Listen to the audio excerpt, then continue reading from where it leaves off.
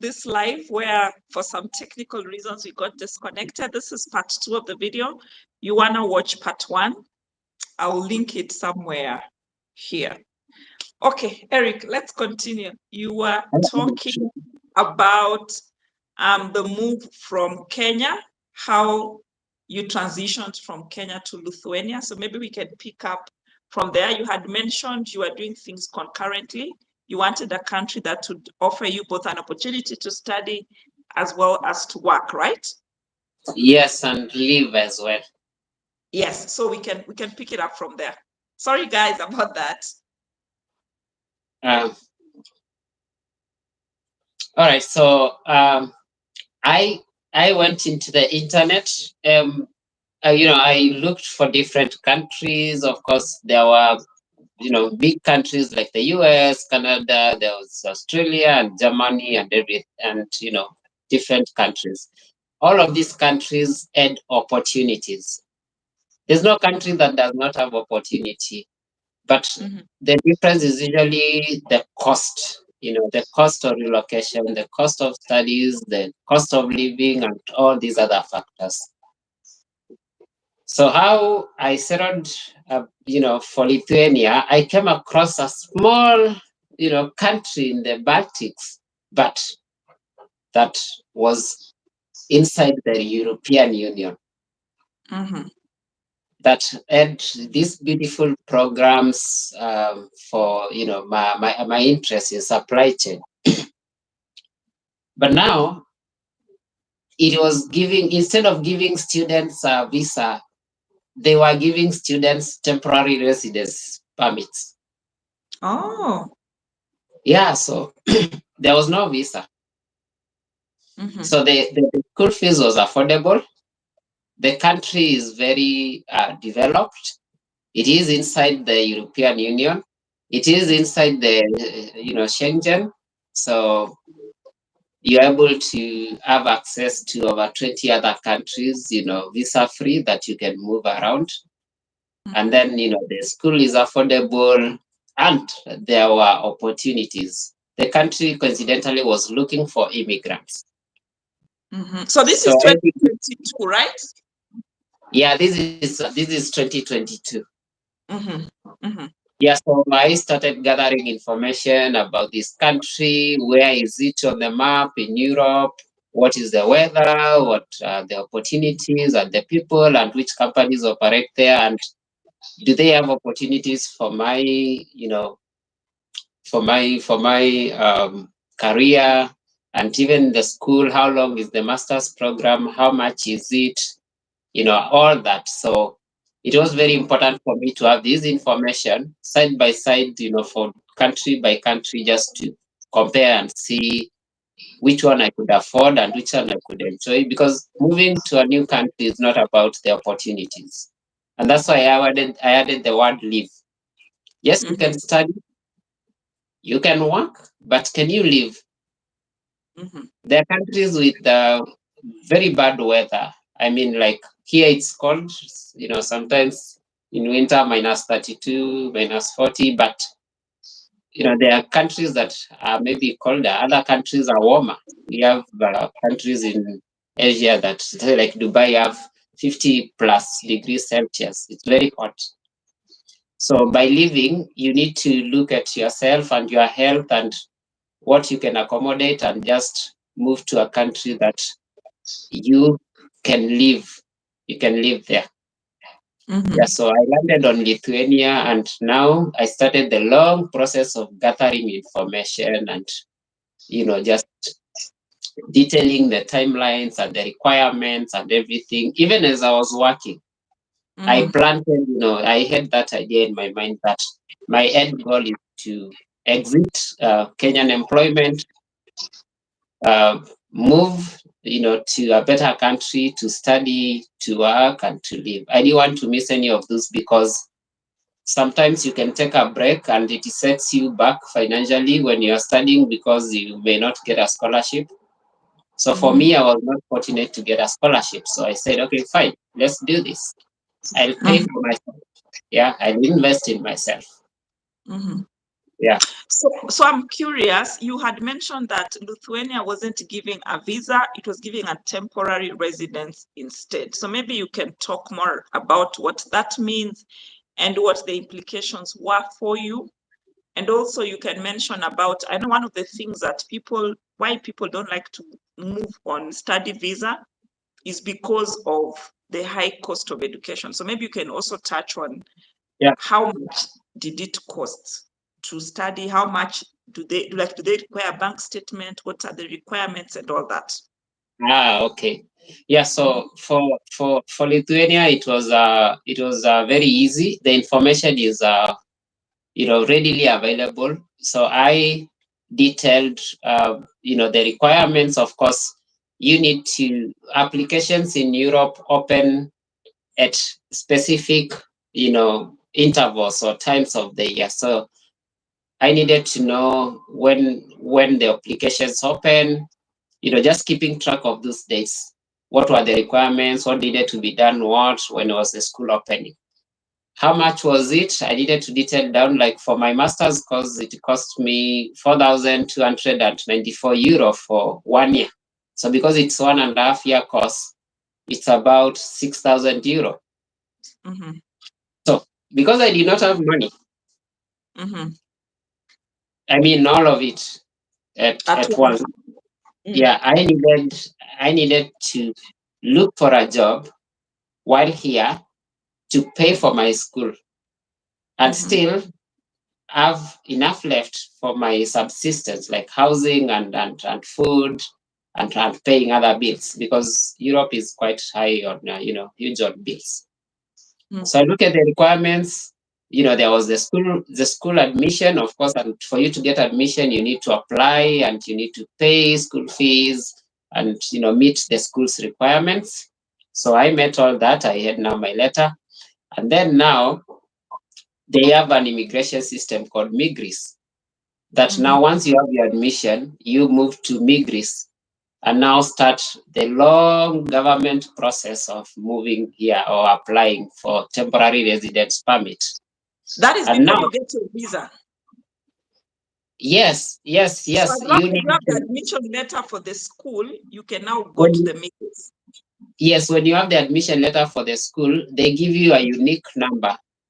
They give every student a unique number that is called a mediation number. It is a number now that you present to the government that I have been called to this school or admitted to this school, and I can start the application process. So Migris, or the Immigration Service of Lithuania, has another list, a very long list of items and requirements that you need to meet and documentation that you need to provide. Yeah, so out of those documentation, the most critical ones, of course, bank statement. Most countries will always ask for a bank statement. Some 1 year, others 6 months, others 3 months. For Lithuania, it was very easy. They just needed a bank statement that had at least €5,000 in it. At that time, it was about, say, like 1 million. Yeah, but this money, they don't really need to see, where it has come from or how long it has been in the account. So as long as it is there. As long as it's there. So we did what Kenyans do best, Yes, we will not say what we do here. Yeah, but if you know, please comment in the section. Please comment there if you understand what we are talking about. Yes. So as a Kenyan, and when you ask for a bank statement, you look at through the requirements. Number one, the period. How long do they want the bank statement to be? And then secondly is like, are they looking for the activity or they just want to see your bank balance? So for Lithuania, they just want the bank balance. So what you do is you speak to your bank, and the bank gives you what they call a certificate of, I don't know if it's a certificate of deposits or something. Just something, a letter showing you that, this is your bank balance at this point in time. Of course, they needed medical insurance, health insurance for 1 year. So that is very affordable. It was, for me, it cost only 90 euro. That's That like is for 11. 1 year. Yes, for 1 year. Which company did you use? So I used a Lithuanian company called Bashia, but there are other international companies like Swiss Care. The company has to be international, the health company. No, you want that one. You said it's called Be What? You know, me are Googling and updating. It's called Balshia, Balcia, Balshia. Okay, Yeah, so they needed health insurance. So I went to the internet, I looked for Lithuanian health insurance providers, and I found Balshia. It was the cheapest at 89 euro. I paid. So they needed my documents certified because you're coming from another country. So there has to be proof that you actually, you actually are student, you studied in that country and your documents are legitimate. So the first process is, of course, going to the Ministry of Education for your certification, which is free. Oh, Yeah, yeah. In Kenya, Ministry of Education, it's you free. just go to Jogo House. Sorry, You go to Jogo House, or you go to NEC. Where do you go? you go to Jogo House, and then you have your originals and you have the copies of KCSE, KCP, university transcripts, and the degree certificate. Yeah. So you go to they operate. They have a schedule. So you read the schedule. Like you can submit at 8 a.m. You can come back at 2 p.m. and collect, or you collect the following day. So that's all free. So I went there and I had my documents certified. The copy certified as true copies of the original. I quickly went to DCI, not DCI, eCitizen. You apply for your certificate of good conduct. Yeah, and then further, the documents have to be legalized. Once you certify, the Ministry of Foreign Affairs, has to legalize them. So I went again to Ministry of Foreign Affairs at Huduma Center, City Square. Counter number 32. As you do these processes, you always remember the counter names and the people who served you. You said the Ministry of Foreign Affairs, what do they do for you? They legalize documents. Legalize. Yes. So you go back with the Ministry of Education documents and go there? Ministry of Education just certifies that this is a legitimate Kenyan school, document. But Ministry of Foreign Affairs legalizes the document as a legitimate government, even if it's a marriage certificate or a birth certificate, all this. They are the ones who legalize.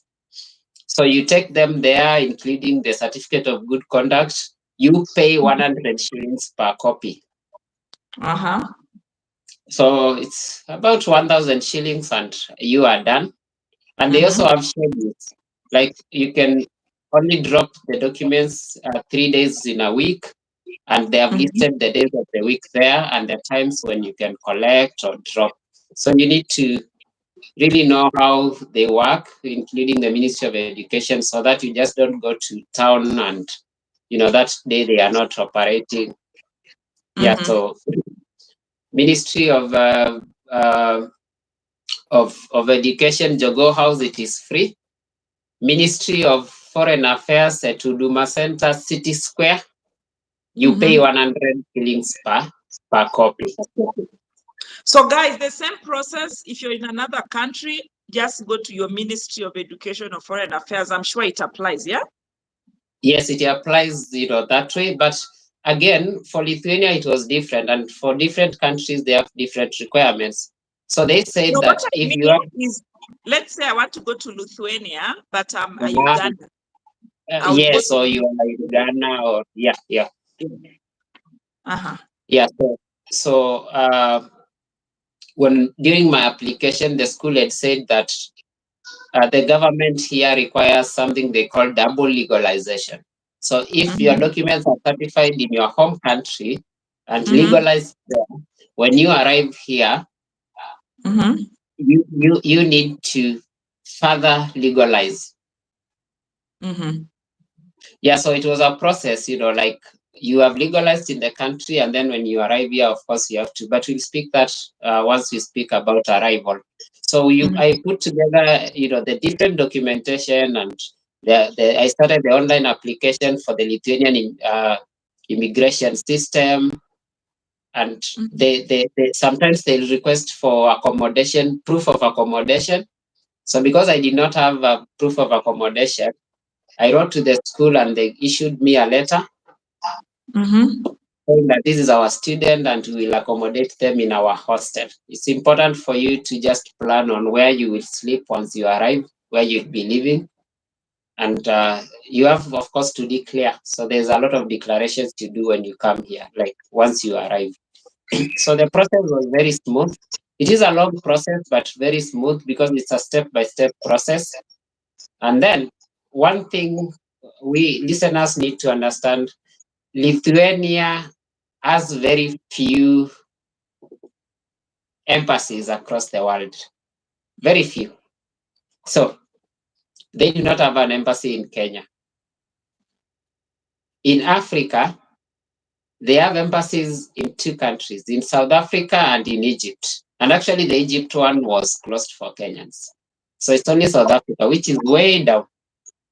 But outside of Africa, they have it in several other countries, in Jordan, in Azerbaijan, in Dubai, that's United Arab Emirates, and India,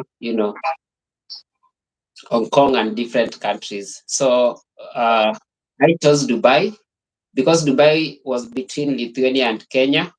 And if I made my submissions in Dubai, I would be able to really sort of transit, or rather, it's along the way. Because if I had booked for my submissions in South Africa for the VFS, then it would mean I go way down and then I get back up to Kenya and then I get to Europe. Yeah, so it was a challenge that they did not have an embassy, and I had to make do with that. Of course, the benefits outweighed the cons. So I went and said, okay, fine. I'll do it wherever they say it should be done. So I put together everything, and then for the bank statement, of course, I went to my bank and I got it on the last day so that it is, more current. So what I did, a trick I did, especially for Kenyans, when you know your bank statement is going to be needed at some point, you start building it up. So always ensure that you sort of narrow down to one main account where your maybe salary or most of your income goes through. If you can get people to transact for you, it's very legal. Like if you have close friends who would like to pull resources and you use your bank statement, it is very legal. You can use it. So for me, I stopped using M-Pesa and other payment forms, and I narrowed all my financial, income and efforts and transactions to one account. And by the time it was ready for printing, it was good. I mean, it had the flow. Like they would see this person has been actively transacting, and the balance is there. It was very, very, very important for me. Instead of getting one block amount and putting it there, printing, and then they would just see this is a dormant account that just received a huge sum of money. So it's very important, and I tell you why it is important. For Lithuania, the stronger your application or your submission or your documentations, the less likely they will interview you for visa or for residence permit. Yes. So I was not interviewed because my documents were strong and I met all the requirements. They were speaking for you. Yes, they were speaking for me. And one thing with these visa applications, you need to tell the truth. Okay, number one, have all the documents right. Every single document, make sure that it is right, it is legitimate. Do not fake a document. They have ways of faking. Number 2, tell the truth in your submission. If you have children, although for Lithuania they don't have to ask those questions, but if they ask a simple question, are you married? There's no explanation, yes or no. Yes or no. If yes, do you have a marriage certificate? If you say you are married and you don't have a marriage certificate, that is null and void. Yeah, I So always tell them if it's not on paper, it didn't happen. if it didn't happen, yeah, like yeah, if it's not verifiable, then it is not, true. So always have your documentation in order, everything, including your financials and the requirements, and most importantly, because this information will be needed from time to time. So always make sure that what you say at the very beginning is what you will say 2, 3, 4, 5 years when you apply for permanent residence or you moving to another country, because it will always come back. And the best way to do it is to tell the truth. That way, you will not have to remember what you said 10 years ago. Like now, if I came here and I came here alone and I need to bring my family, if I said I was not married and then now I tell them, it's been 2 years now, I need to bring my wife here and children, and they go back to their records, what did I actually say? I said I am not married. So you understand the disconnect? Yeah, so we put together everything. And of course, I had a support system in Kenya. I looked for other like-minded Kenyans who are moving to Lithuania. We formed a WhatsApp group. We were 8 of us. So we were sharing information. And we came up with a process flow. It was a very serious group. We detailed, the dates and the time it took. Like once you submit, you wait for 3 days, they will do this or write an email. And then after that for 5 days. And all those days were coming to between 39 days and 60 days. So we knew So you what. submit your documents online. Yes, you submit your documents online. And then but you choose an embassy. You choose, when you're submitting online on the Lithuanian immigration system, they give you another code and they redirect you now to your VFS of choice. So you drop down the VFS that you want. And so the work of VFS is just to manage the biometrics and the submission and everything. But the work of the immigration is actually the key. VFS is just like an agency. They help different countries or governments just to check your documents and your submissions and take biometrics and photos and those small things. So I chose for Dubai, and I was ready for Dubai. I had put together my documentation, uploaded everything, and I had the originals, and I was ready. So I bought a Dubai visa, return ticket as the requirements, and I went to Dubai. I went to VFS. It was an interesting journey, and the reason why I said earlier, you need to know what happens when is because you need to plan. Like if you buy tickets early, you save a lot of money, or if you're working and you need leave, you're able to plan with your supervisor just to take a few days off. Remember, anyone moving abroad has to keep that information to themselves. I don't know how to put this across, but if you are working on a dear goal, something very dear to you, it's like a dream come true, please, please, please, only close people should know what it is that you are doing. And the people who should know are actually the ones who are helping you with the process, whether emotional support, financial support, or prayers, or whatever support. Please do not announce it yet. Even if you are going to do a visa interview, do not tell anyone from your in your employment circle. Yeah. Not even one circle. I usually tell them not everyone is supporting you. I actually did a video at the beginning of this year, and I was telling that I actually grouped 10 groups of people you should never tell about your move abroad journey. Don't.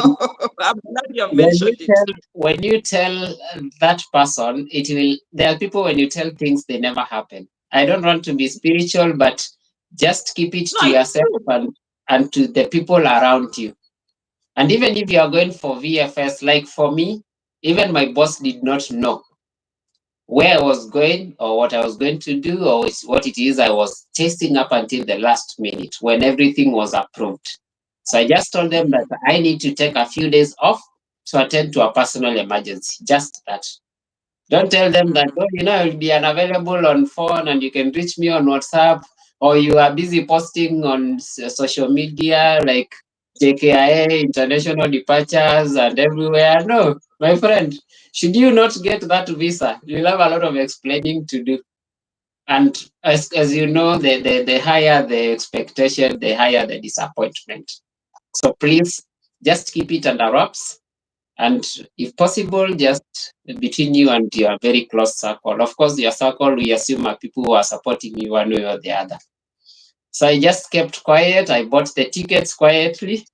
I think it's only my wife who I told. So I just bought the tickets and then off I went to Dubai. I did my submissions. It was a very short trip.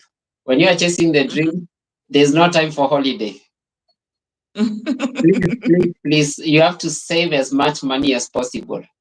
So there's no time to say I will combine this activity with holiday or no.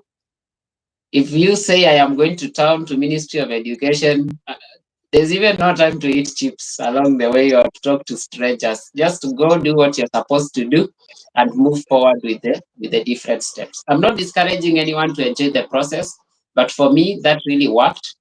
And it helped me gain new focus on what is required, what I'm supposed to do, when I'm supposed to do it. And the cost is very, a bit expensive. So you need to keep cutting down your expenditure because, like a single trip to Dubai and back cost me maybe 100,000 for the flight alone. Of course, there's accommodation, and the Dubai visa was about 20,000. And of course, food and accommodation, those small things. So you see, that's a lot of money. So you need to keep planning for this early in advance. So on my bedroom, the chart that I had with the different tasks that needed to be done on the different months, I was just checking them off.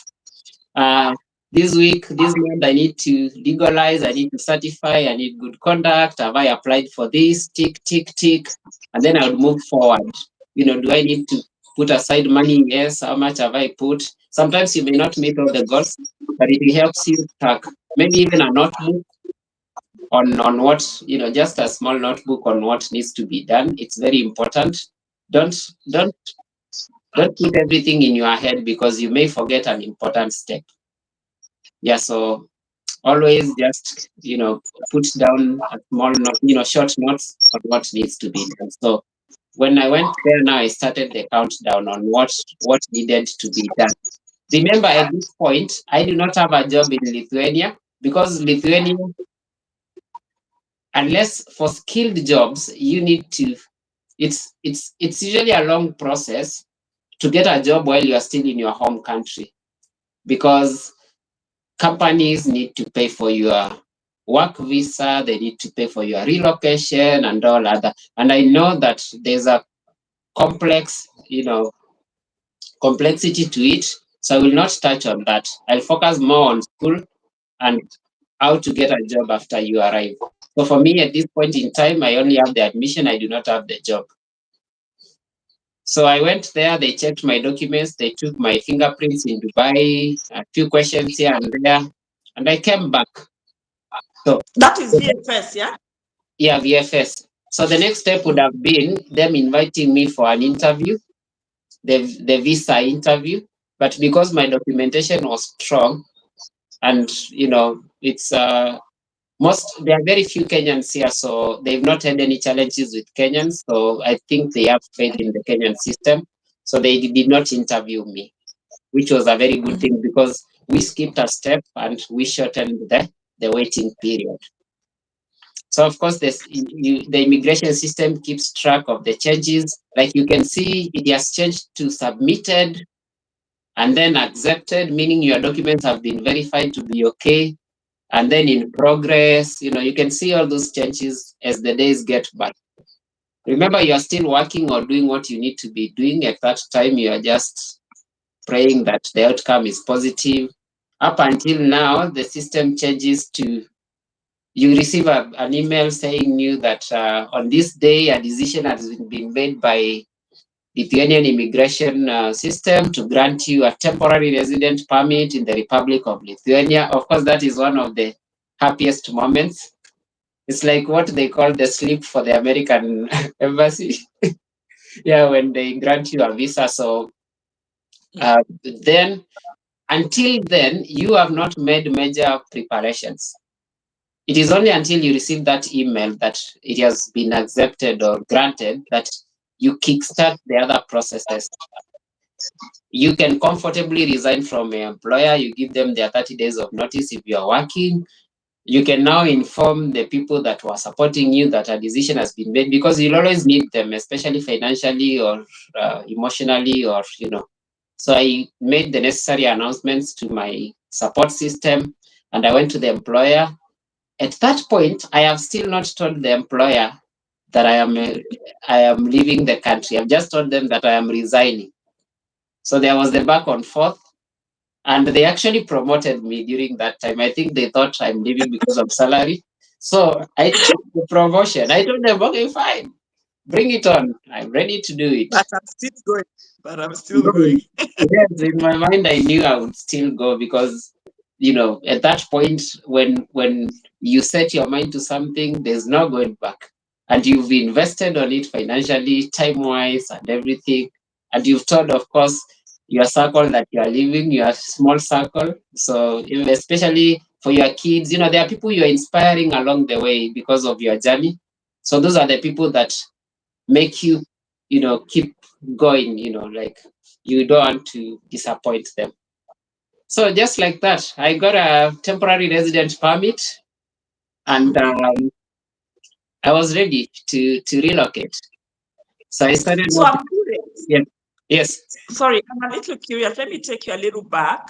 So to submit the visa application, other than the usual, like, I don't know, your admission, your number, blah, blah, blah, did you also have to attach a bank statement? Yes. The bank statement is for Lithuanian immigration system. VFS. Oh, so once you submit on that system, you have to carry again all those documents, originals, for verification by VFS. Okay. So when you submit to, what was the name of that system again? To Migris. It is called Migris, the migration system. Yes. So once you submit to Migris, you're technically, that's where you get the number also, or where is that also where you get the number and everything else? Yes, Migris is it is the immigration system that manages who comes and leaves the country. VFS is just an agency to verify the documents, originality and everything. So this 1 million they were asking for at the school to give you admission is the same 1 million you need on Migris. No, school does not ask for financials. Oh, okay. So for school, you don't need financials. No, school, you just pay the school fees, and you just submit documents, and they write to your university just to verify that you are a student there and you scored the marks that you've submitted. And of course, the referees, write to the school, and you are done with the school. The school gives you a number, a mediation number. Oh, okay. So for the school, do you have to pay like the whole year school fee that they wanted? Yes, 1 year. 1 year school fees. Which you said was how much? Remind me again, it was? 4,294 euros. Oh, so you had to pay 4,200 euro to the school, and then they gave you the number, right? Yes, the admission number. And then this admission number is what you use to apply on Migris, right? Yes, on Migris, there is that number they call the mediation number. So that is the number that you go to the Migris website, and you When you input it there, now it populates your details. And then Migris is only interested in your bank balance, right? Yes, Migris is interested in your health insurance, in your school admission, in your bank balance, and other personal details. Yes, like married, or you have sickness, or all those. Yes. So once you do this, you submit to Migris, and then now you book VFS, right? Yes. Of your choice. Yeah. Yes. Once you do VFS, so between when I submit my biometrics, how long does it take when now I get the first communication from Migris? From when I submit my document. So when you go to VFS and you submit your originals, and they take your fingerprint and the photo and all those processes, it takes 2 days for them to communicate that information to Migris, and then Migris will give you a status that your documents have been submitted successfully. And then after that, it takes another say like 5 days for anyone who is invited for an interview. Migris sends them an email asking them to log in to Microsoft Teams and join the interview. If you miss that interview, they send a second reminder.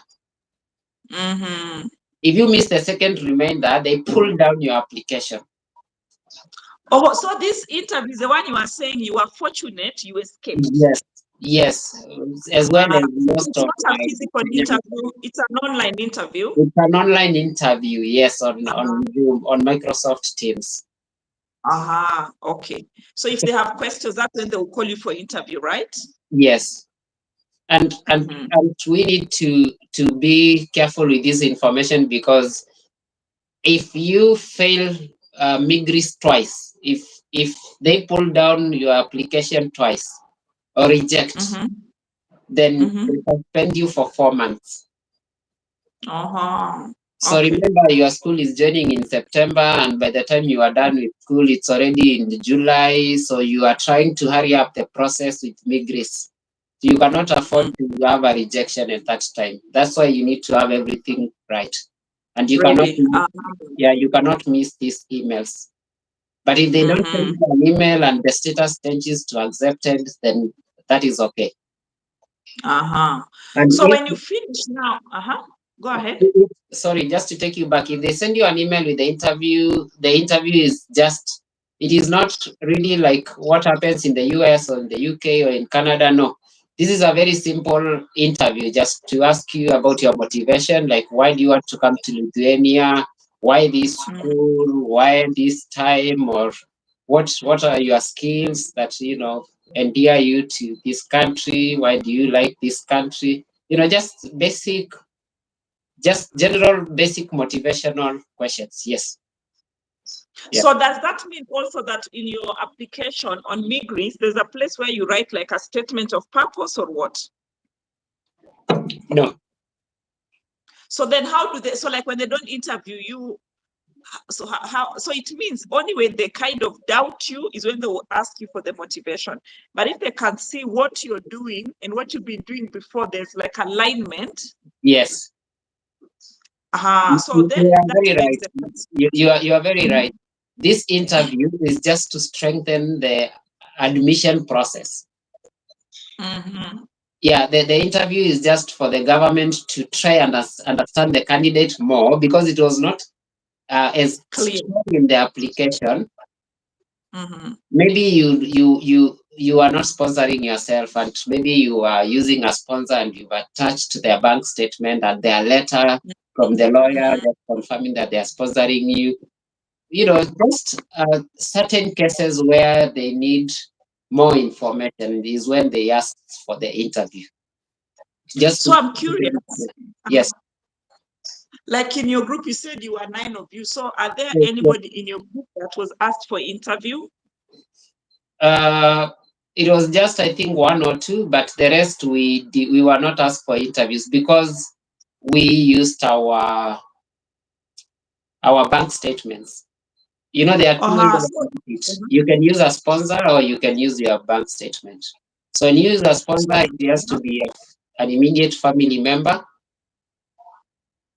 you know, or by immediate family member, I mean you are the father, the mother, you know, brother, sister, or you are say like your uncle, and then they attach a letter that I am indeed sponsoring this candidate. Yeah. So if I hear you well, those who are asked for interviews are people who are not sponsoring themselves, right? Mostly, I would tend to think, yeah, mostly yes. But for those of us who are sponsoring ourselves, we were not asked for interviews. Great. But then So, again, okay. just to sensitize this, the acceptance rate is very high. There are very few denials for visa in Lithuania. Very few. Very. I've actually by You now have not. to work hard to be denied. You need to work Yes, hard to be denied. yes. Okay, so so between when you submit your biometrics until when you got the acceptance, how many days or weeks were those? So on their system, they have clearly detailed there the waiting period is up to 60 days. But we were lucky enough, or really not really lucky, but fortunate enough to receive it earlier. Some of us received it after 39 days, after 30 days. You know, we didn't have to go to the 60 day period. So it was. Okay. Yeah. Go ahead. Yeah, so sometimes the Lithuanian immigration system is able to look at the school calendar and say, look, this school needs this candidate here by September and it's already July. So somehow they quicken the process just to ensure that they issue you with the certain documentation. And schools here are very good. Even if they don't give you the documentation, or rather they don't give you the approval when schools open, sometimes the school is able to allow you to attend classes online up until you receive it. But they also have a deadline. And can I tell you, I joined a school in September, and up until now, I have two applicants, student colleagues who have not yet arrived. And they are still studying. Since September? We have one from Cameroon, another one from Ghana. They are still doing the Migris process. One of them was rejected and they had to wait for 4 months, remember? And the other one is with their documentation. So they are very kind to allow you to, just put together your documentation, but continue study because you already paid the school fees. But then again, if your desire is to move to a new country, why, do things online? Just quickly put together everything and come here physically, because the opportunities mostly are for those who are here physically. Okay, great. So let's say now you've already gotten the temporary residence permit. So before that, I'm curious, for your master's, was it also related to supply chain, or you did a different subject? Yeah, it was related to supply chain. It's a master's in logistics management. Okay. Yes. Now, so you already gotten your temporary residence visa. Your course is 1.5 years. So how long was the visa for? So permit, rather. They give you, it is just a card. It's similar to like our Kenyan, smart email or ID card, just that card. And they give you they give you for 2 years. And then if you stay for 2 years faithfully, you finish your studies, they allow you to be here for another 1 year to continue looking for jobs, or, maybe looking for opportunities of starting a business. And then the more you stay here, if you stay here for 5 years, of course, they give you the permanent residence, where your stay here is not tied to an employer or to a school, or, you're just like a free bird. And you can enjoy, all these other citizen rights. So there's no much big difference, because even a temporary resident permit allows you to live, to study, to work, and you get to enjoy all these amenities. Yeah, so So let's talk about now, you've already gotten your temporary residence permit. And then from when you got your permit, like, do you have to wait for the physical card or they give it to you? How do you get the card? No, here is the catch. The card is produced at where you have done your biometrics. The VFS that you do your biometrics, that card is produced physically, they are printed. It's actually printed in Lithuania and sent there. So you cannot send anyone to collect. You have to go collect yourself because you have to identify again yourself. And now that is so that we can buy a one-way ticket to Lithuania through Dubai. We quickly collect the card and then continue our journey to Lithuania. Because if we had chosen Egypt or South Africa, we'd have to go downwards to South Africa with our bags, collect the card. Because when the card is produced, the system only gives you 10 days to arrive in Lithuania. What? Yes, they are very strict. So you have to have money ready in case. Yes. The moment you submit your application, you must be ready with the money. Yes, and that's why now it takes us back to our notebook with the list of items that were needed and the dates and what processes preceded the other, and so you have to really be in touch with that process.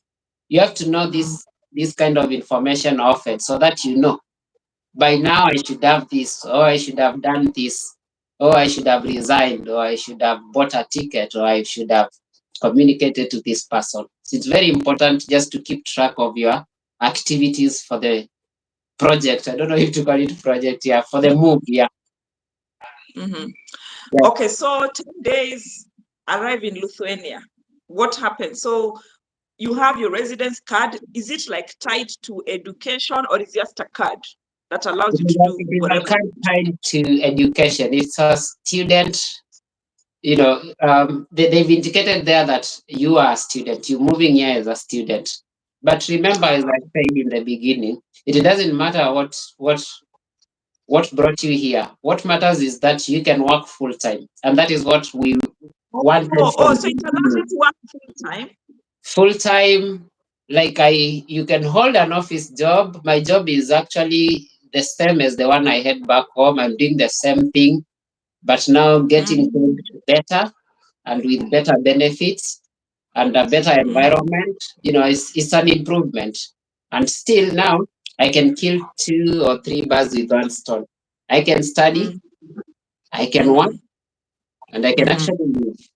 Yeah, so it's So unlike America, for example, where as a student they only allow you 20 hours, in Lithuania you can move there as a student and you can still work full time. You can work here full time, and remember, it's not like countries like Germany where you have to have money in your account blocked.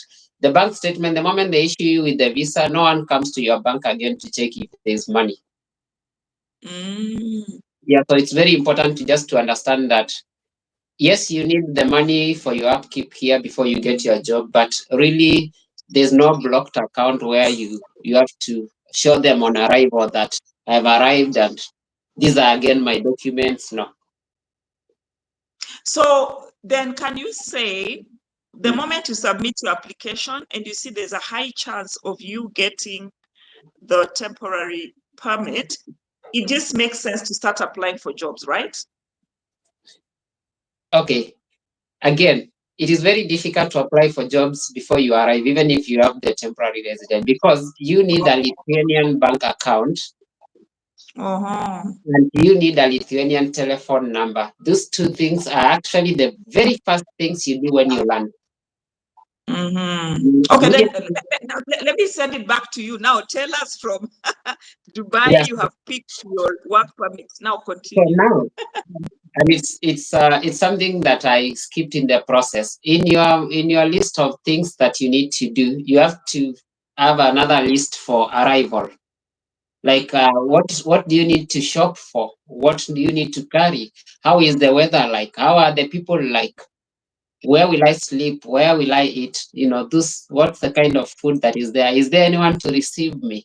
Are there other Kenyans, a community that can really help me integrate into the system? So one thing I did, I made a mistake, and I bought clothes instead of food. So so I was given, Emirates gave me, I think I was allowed 3 bags each, 23 kg, and I just filled them with clothes because I knew I was coming into winter and I needed heavy clothes. What I didn't know is that in outside the country, abroad, what is most important is actually, food from your home country and not actually clothes. Clothes here are just, like you can actually survive here without washing clothes. You just, Yeah, because you don't get dirty. they're not dirty, and then again, buying new clothes is actually cheaper than than Carry. washing. Yeah, so like we have second-hand clothes shops here that are very cheap, and clothes go for as low as 50 cents or €1. That's less than even 200 shillings. Yet washing clothes per wash costs like €5. So So it's with cheaper to buy. yeah, you can actually just wait for those discounts and buy new ones. And here, of And course, in throw Europe, away. no one really cares much. It's not like in Africa, there was all that culture shock that we speak about, that no one really cares about what you're wearing, what you're doing, all that. Don't worry about that. So I am ready with my bags. I bought a ticket.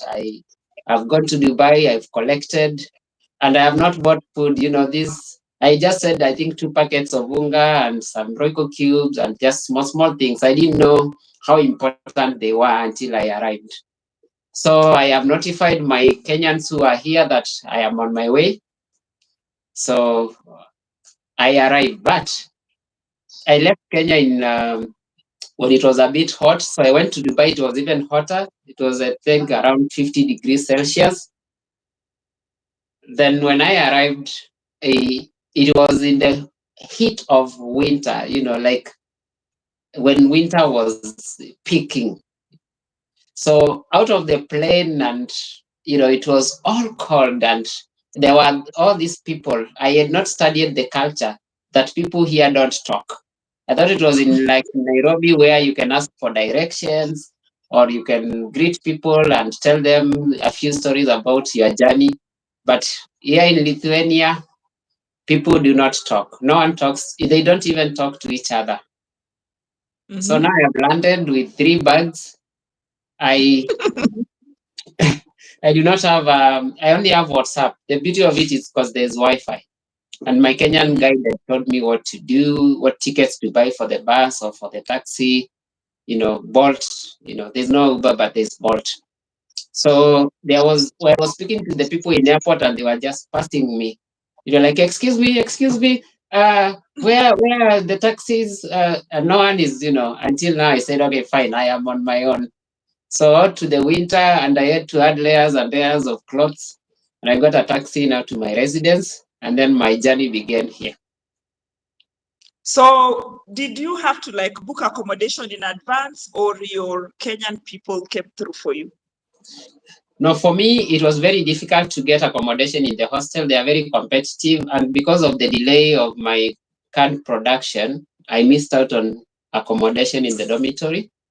So I had to get accommodation in the hostels. It's very expensive. I was paying €20 per night, and I had to stay there for about a month. Yeah, just to wait until one of the dormitory spaces was free. So in the dormitory, they charge €100 per month. That's about 17,000 Kenya shillings for sharing, 3 sharing. And then if you are sharing 2 of you, each one of you pays €145. If you are living alone, uh, you pay €250. So accommodation is a big deal in Europe. They measure the houses in terms of square meters. So really, it is a budget living, not like back home where you can have a 1 bedroom where the kitchen is separate from the bathroom and from the sitting room and the bedroom. Yeah, here it is called co-living. You have to really, know how to share your space. So it's a common kitchen, but don't worry about that. All that, once you arrive, you can always maneuver. So then did you book the accommodation before you left Kenya, or you booked after arrival? So after arrival, they have systems, and the video of Lithuania, and I think also for Europe, everything is structured. If you need a house, there's a specific site that you can always go and look for houses.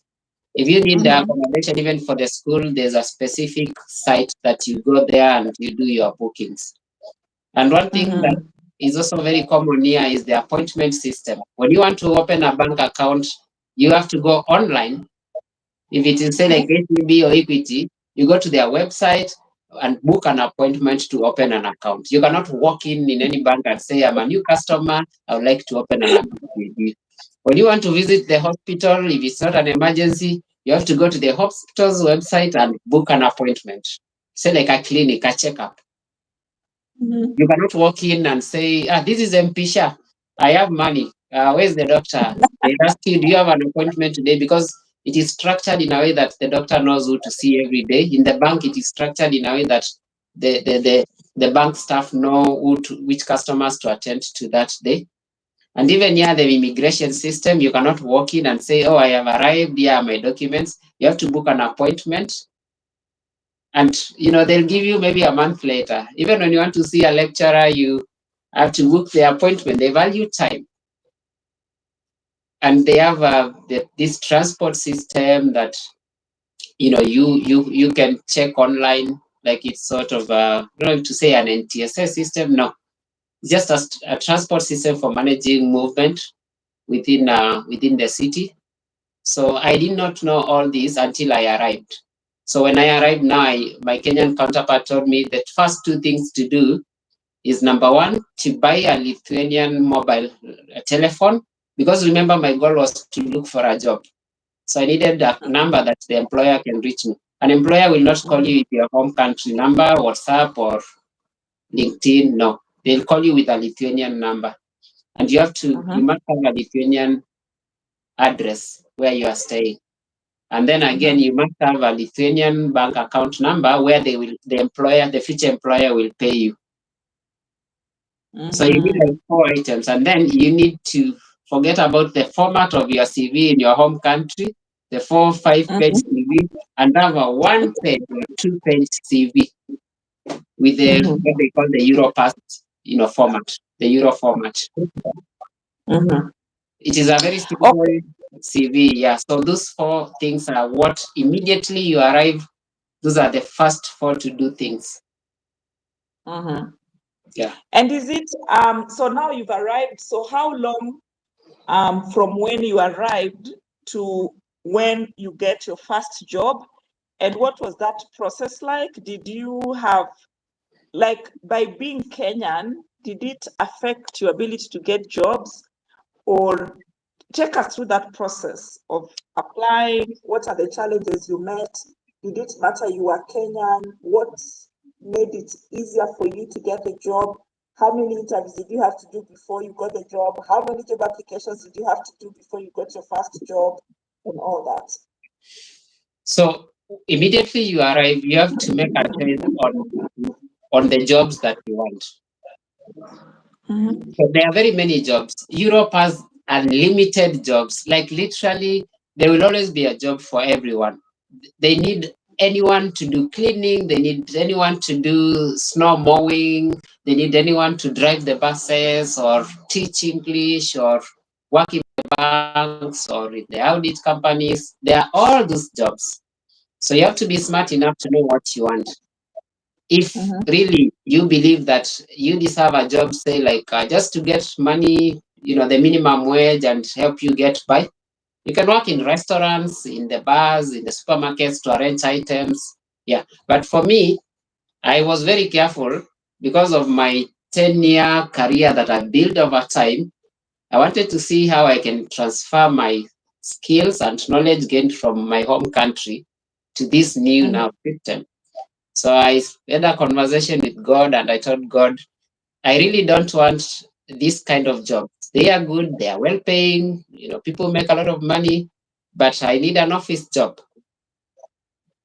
So when I was looking for jobs, I was careful to look for opportunities that aligned with my career.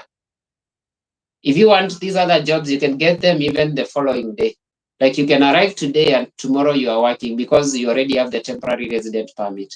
So there's the unskilled job that I will not really touch into. That, like this lift, machine operators, and you can work in warehouses or supermarkets. Those jobs are very many. They are there, they are available. But I'll speak about career jobs, like office jobs, in companies that you will just still continue what you are doing in your home country. So I went online. The first resource is usually, of course, LinkedIn. LinkedIn to Lithuania is what I would say is Facebook is to Kenya. So their biggest social media here for work is LinkedIn. So you have to make sure that your profile is well, detailed, it's put together, and it's communicating, your message out there that I'm looking for a job and these are my skills. And then, of course, now you have your Europass CV, you have your Lithuanian account number, bank account number, and that Lithuanian telephone number. So I went online, I applied for several jobs. I received regrets, of course, these emails that were informing me that I was unsuccessful in the applications. And then I also received quite a number of job offers. I interviewed and got 3 opportunities. So it was now upon me to choose. Remember, I just arrived, and within, I think, a week or 2, I already was doing the interviews. So the interviews here, they are not like Kenyan, where you sit in panel and they ask you, tell us about yourself. They are very casual. They're very casual, and it is just a discussion around your skills, your qualifications, and they care much about the results. Like, what are you bringing to the company, and what kind of results are you able to produce? It is not about your master's or your PhD or your degree at that point in time. So I have this company that, they usually ask, are you studying? Where are you staying? Are you here for long? What are your future plans? Because they don't want someone who is coming here, working for 1 day and jumping to another job. But the good thing about the unskilled jobs, most of them, you can only give notice for 24 hours. So you can go work in a restaurant and you feel bored or you don't like the environment and you just quit. But the office ones, you have to give notice. Yeah, so I looked at the cleaning jobs, and the minimum wage, I think at that time, was about €6. And I said, 6. It's 5. Most of them is €5 per hour. Yeah, but I was fortunate enough not to get the minimum wage jobs. So so I got an office job, very well paying job with all these benefits for medical, for leave, for all these gym memberships and everything, and complete with a desk, a laptop, a supervisor, and I was fortunate enough, I would say, but even my Kenyan friends are working. The biggest recruiters here are like banks, because Europe is very big in IT and banking and logistics. Those 3. So anyone who has IT skills or has that kind of knowledge, the technical knowledge, this is actually the place for them. Banking as well. So most of my Kenyan friends, I have 2 are working for Western Union. I have another 2 who are working for restaurants. One is a chef. Another one is working in a local government school to teach English. Another one is doing cleaning jobs. They cannot 3 or 4 jobs, and they get a lot of money and send their people back home. So did all these people come as students? All these friends of yours, did they all come as students, or? Yes, all of them came as students. But we have people in other countries, say like for Ghana, who are coming as bus drivers. We have other people who are coming as machine operators. We have other people who are coming under the spouse, like they are married to Lithuanians, and they are using that route. But the Kenyans that are here, we are very few. We are less than 20. All of us in one country? Yes, Nigerians are the leading. They are 53 here. And then Oh, then we I have need to talk more about Lithuania. I need to go to TikTok and talk about Lithuania so that more Kenyans. Actually, this year I've been thinking of visiting Estonia and Lithuania. How far apart are they? no, these are sister countries. They are what Kenya, Uganda, Tanzania is. They are called the Baltics. So Lithuania is Oh, on the south, and you move to the border. For just from here to Latvia is only 4 hours by train, and then again you can go to Tallinn, now Estonia, and then you cross over to Finland. So it's a small Baltic um, block or region. also I Yeah. can combine the two countries on my visit. We need more Yeah, when you Kenyans get there. when you get a visit to you, as you know, when you get the visa to Europe, mostly it will be a Schengen visa, so you can move around all these countries, and especially for the Baltics, yes, you can move around with a train, and it's very easy, very short, and very affordable. Oh, wow. So I'm curious. So how do you balance a full-time job and school? So like, do you do part-time or do you do evening classes or how does it work? Oh, one thing I forgot to mention is my classes are in the evening, and so are my Oh, other Kenyan friends. So we chose evening masters classes so that we would be able to work during the day. So my classes wow. begin at 6 p.m. and the time difference is the same. So I was still able to attend a few classes back home because the time here and the time in Nairobi is the same, except for winter when they have the daylight saving and they turn the clock 1 hour behind. Yeah, but from March it will just be the same. So we chose evening classes so that we could work during the day. And Wow. but most employers are flexible. I mean, even if you are working during the day, you can still have those breaks. Study. Remember what we said? The employers are interested in results, so they don't care Mm. if you work in the middle of the night or in the morning. You actually don't need to visit the office. I mean, you can work from Oh, anywhere. Yeah. So wow. they just give you the tools and you set up in your house. You can go to the office, yes, but mostly you set up in your house. Wow. So my other question is, and without, I hope I'm not prying too much into your privacy. If you Right. Okay. compare, you said you have been there since last year, right? This is now Yes. September, October, November, December, January, February coming to an end. So 6 months, yeah? Yes.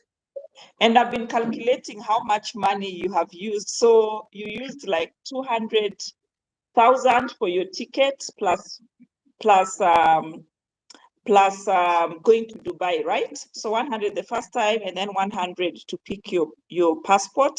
My, And my then, entire cost, my entire cost was uh-huh, coming to about 1.2 million. including the school. There's the school fees and the movement from Dubai and back to Dubai and the tickets and settling down. And of course, Uh-huh. that includes the cost. I had already budgeted, what the cost of food and everything up until today. Okay, so So that comes, so those who are not Kenyans, 1.2 million Kenya shillings comes to around 8,370 US dollars. That is enough for you to pay your school fee for 1 year, go to yes, and Dubai, get but your visa. that's a Kenyan cost. That's a Kenyan cost, for the tickets and Uh-huh. everything. Yeah. Yes, So, which is almost the same with other parts of Africa. It would be around the yeah, same, right? yes. So that cost, and I am trying to move to Where there's more. more light. Yeah. Sorry. So I need to move to my Okay, house. okay. Take your time. You'll give us a house tour. Ngoja tu kidogo, you'll give us a house tour.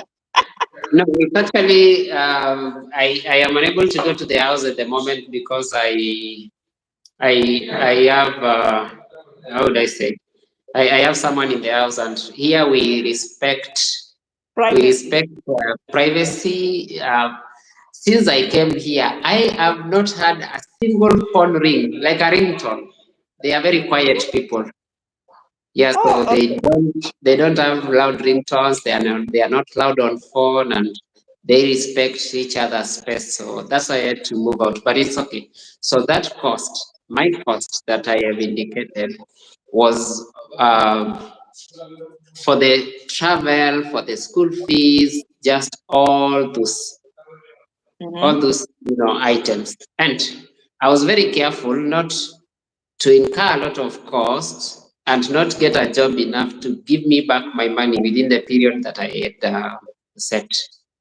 In fact, that's where I was headed to. So I'm glad we are thinking the same. So I wanted to ask you, you have Mhm. spent 8,000 in 6 months, but actually, let's say 4,000 because the other 4,000 was school fee and it's for a whole year, right? Yes.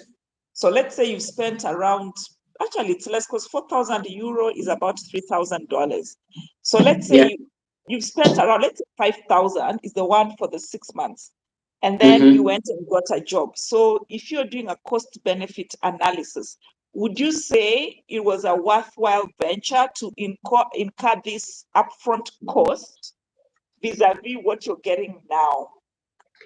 Yes, and this is how you look at Mm-hmm. when Lithuanians are advertising for jobs, they put their salary on every advert. It is a requirement by law.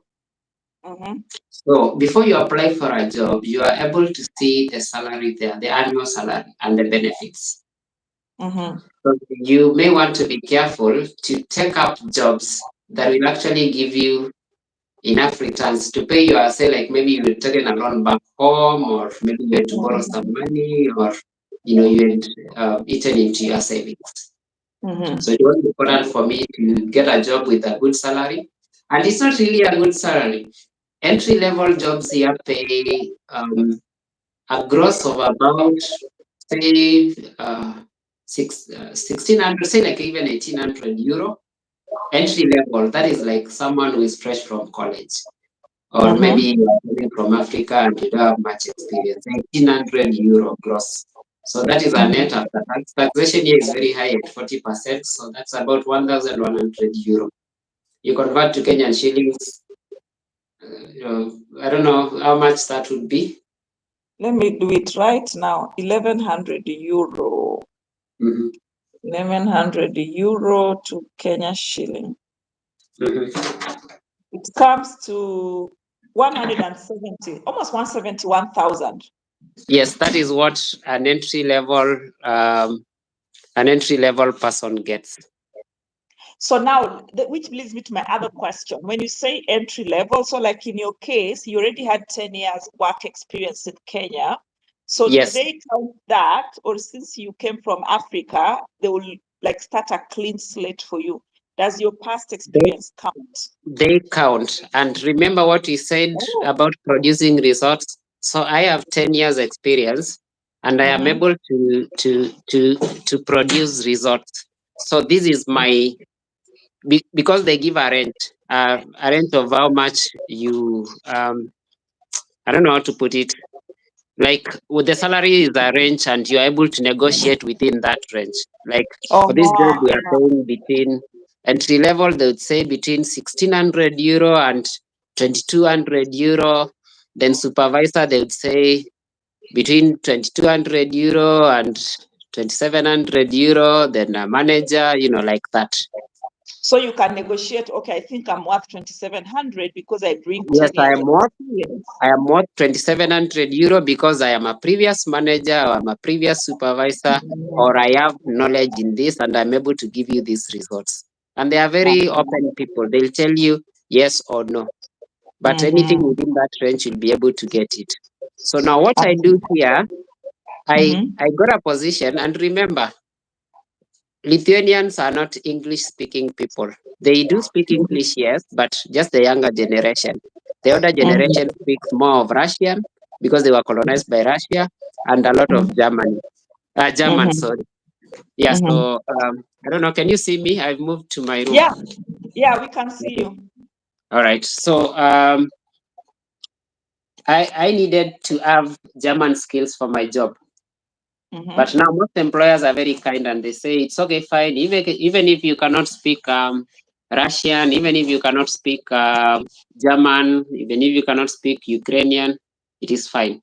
So they would hire based on your language skills. Like there are specific jobs for Ukrainian speakers, customer service, all those. And then there are other jobs that are for Russian speakers, German speakers. And that's why anyone who is listening and is able to study an additional language, French, German, Russian, please do so. It's not necessary really, especially if you're older, but it is important if you are planning to move to a country. Look for information regarding the languages they speak and their work environment and their work culture, because the culture here is quite different. So what I do here, I got a job managing transport. Remember, I'm a transport manager back home. But now in Kenya, I was managing just vehicles and the drivers and the administrative team. But here it's a bit different. Here, Lithuania is headquarters to most, big companies, IT and everything. So I got a job with a company that manages diabetes and is in over 50 countries. So they Wait, needed let me someone. wait. Is that Novo Nordisk? Sorry? Is that Novo Nordisk? No, it's a competitor to Novo Nordisk. It's called Dexcom. Okay. Yeah. Okay.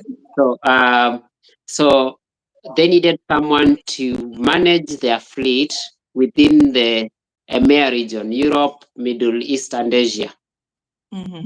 So that job interested me because I would be able to work under Germans, under Slovakians, Austrians, French, Netherlands, Austria, like Dubai. There are a whole range of countries there.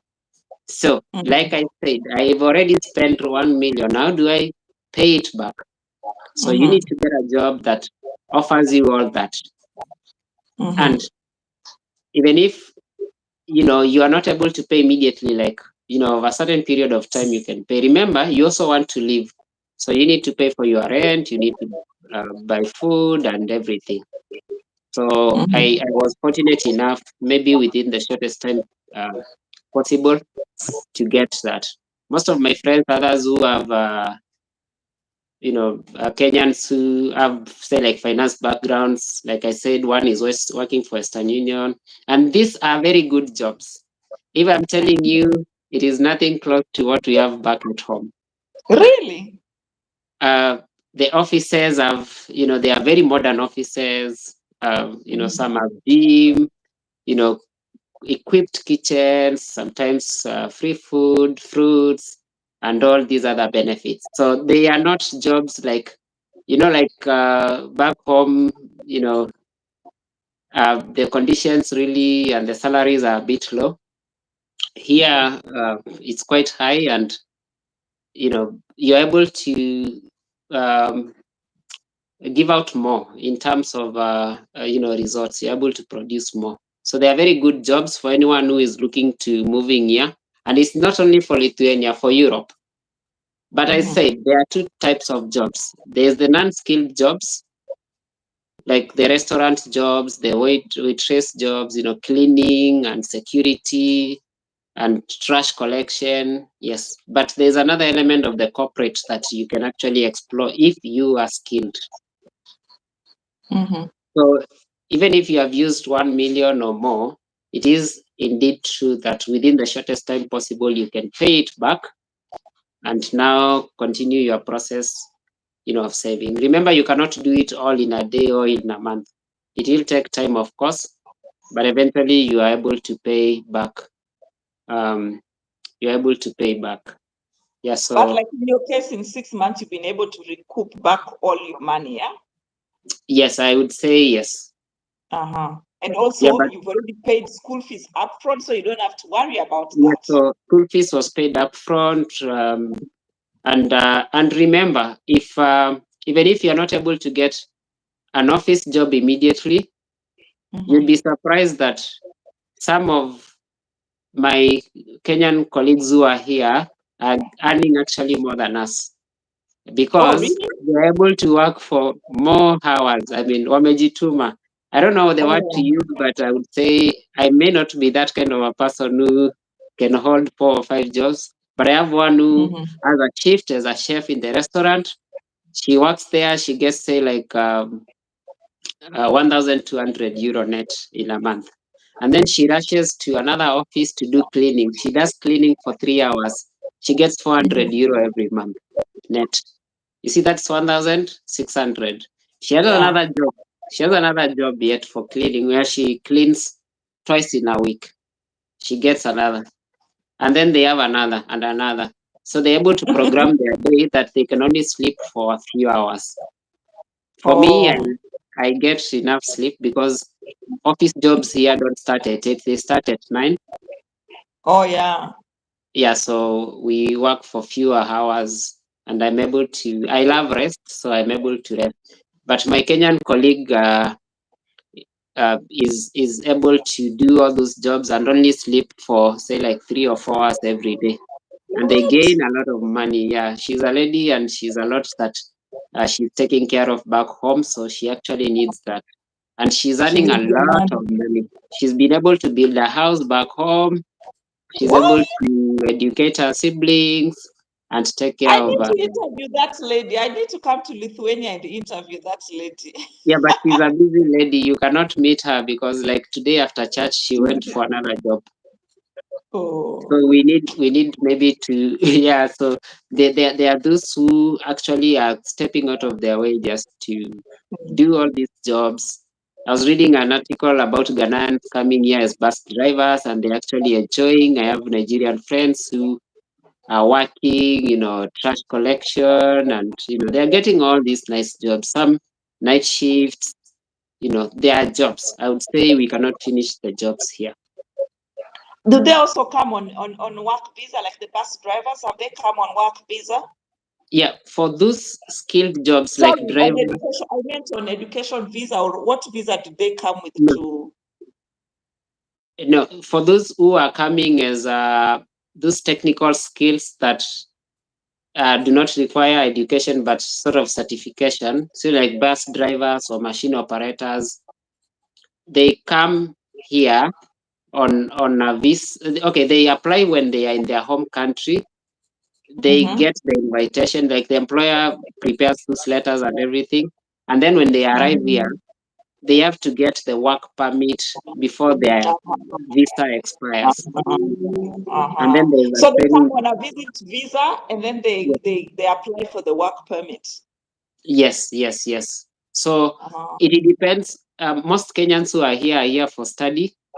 Most Mm. Ghanaians and Cameroonians who are here. I think it also depends on the geography of the country and the culture. Like I think it also most, depends on who went first, and yes, how they yes, went. like for Nigerians, whenever they go somewhere, they bring their people. For each other, yeah. Yeah, Cameroonians as well, Ghanaians as well. For Kenyans, it's not really common to pull We don't people. I love don't each know. other. Let's just Yeah, call a we spade a we with spade. we Kenyans, we don't withhold a love lot each of other. information. So that's why Yeah. now there's a high presence of Nigerians here and Cameroonians and Ghanaians. And remember, some people use Europe as an avenue to other countries. So someone would say, Mm. let me move to Lithuania because it's easier to get into and integrate. And then from there, I can, or say like I will be here for 5 years, I get a permanent residence, and then that residence would allow me to, residence will To allow go me to anywhere. go out Australia and work there because passport, a Lithuanian passport is very powerful. You can go to 100 and I don't know how many countries. Yeah. Yeah. So now, my other question is, in terms of, so we are back to the salary. Mhm. Comparing, like the minimum wage, you've said you'll earn around 1,200 euro a month. So compared to the cost of living, do you think if I am on minimum wage vis-a-vis the cost of living, would I be able to pay my bills and still have some little leftover money to maybe send back home or something like that? Yeah, any job here will do all that because uh, even if, okay, you choose where you live. If you choose to live in a hostel, which 90% of the people live, you pay less. Mhm. Say like 100 Mhm. euro for 3 sharing, or like this, the prices that I gave. If you choose to stay That in is your per own month. small, yes, per month. Uh-huh.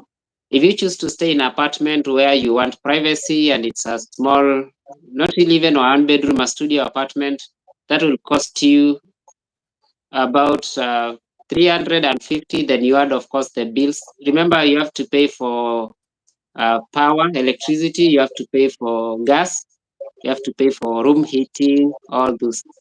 So it will come to about 500 euro. So if you stay in such a house, you may deny yourself the opportunity maybe to save more. And remember, Mhm. it's not really a big house, it's just a studio. Mm. One bedroom is quite costly, two bedroom, higher, higher, higher. And then if it's for transport, you can buy one-off tickets. They are not, they are very affordable. So transport, I will not really count, because a trip is only 65 cents euro. So if you buy, like I usually buy 3 month tickets so that I don't really bother in between. And I buy them for, I think, about 15 euro. So it's like a Mhm. month For is 3 months. 5 euro, Mm. which is when you convert to Kenya shillings, it's less Less than a than, it's thousand. about 600. Very little money. Yeah, and then for hospital, even if you have the medical insurance, you can register for public hospitals with just less than a euro, and then you'll be receiving services. Here, public hospitals are very well equipped. They're as good as what we have back home in terms of private hospitals. They have the good Mhm. standards. They are very clean, and you're able to book appointments to just visit the hospitals. So they are very affordable supermarkets as well. So I would say life is very, very, very affordable here. So let's say I choose to stay in a hostel and pay the 100 euro. So roughly how much would be my cost of living in a month? So if you pay the 100 euro and you just buy normal shopping for the Yeah. month will cost you, say, like a normal month shopping about 50 euro. And then you add another 5 50. euro. Yeah, so we have these supermarkets that have discounts. I don't know how to put it. Like, we have different supermarkets here, and we have some that have discounts. So most of Mhm. us Kenyans go to those supermarkets that have discounts, and they usually have the red stickers for the discounted items. So you have the Yeah, loyalty that's card. cheaper than Kenya. That is so much cheaper than Kenya. Yeah, so what we do is every time you go to the supermarket, you are looking for items that have the red stickers. So you Mhm. get a lot of discounts, and with the loyalty cards, you get a lot of savings. That's what we usually do. And Mhm. yeah, like a full chicken here costs about um, two 2.8 euro. Although it's a broiler. Yeah, No, in so here in Kenya, a broiler is like 1,000. yes, So so it's it's so affordable. much The items expensive. that are expensive, other items are affordable. So I would say, all in all, the cost of Mhm. living is just within, like, it's um it's within the earnings that they provide. Mhm. Yeah, So let's say so you can spend around 400 euro na uishi vizuri. uishi vizuri kabisa, and that is a very comfortable life for 400 euro. I spend less than that because What? I cook. When you cook, you save. Oh, you save, yeah. Yes, Oh, and then that is remember, good. That is really good. for someone who traveled here and they did not carry clothes like me, instead they carried food, they even save more. They come here with the omena, with fish, they freeze, and like the lawyer friend of mine, when she was home in December, she came with half a bundle of maize flour. Yes, that's 12 packets. Uh-huh. Yeah, and she's able to, stay for 6 months without really having to buy a lot of things, because um, in Europe, especially during winter, there's very little they can grow. During winter and spring, they have a short window period to grow crops.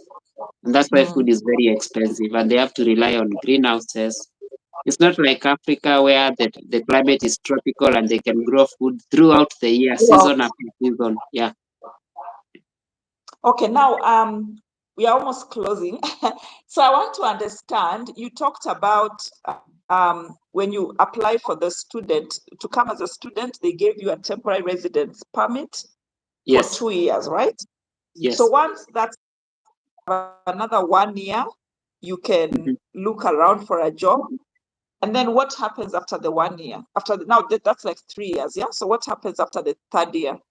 So you have to make sure that when you come here, you get a job, because yes, you can say you are maintaining a student status, and that's why you have to really protect the student status, because you came here as a student.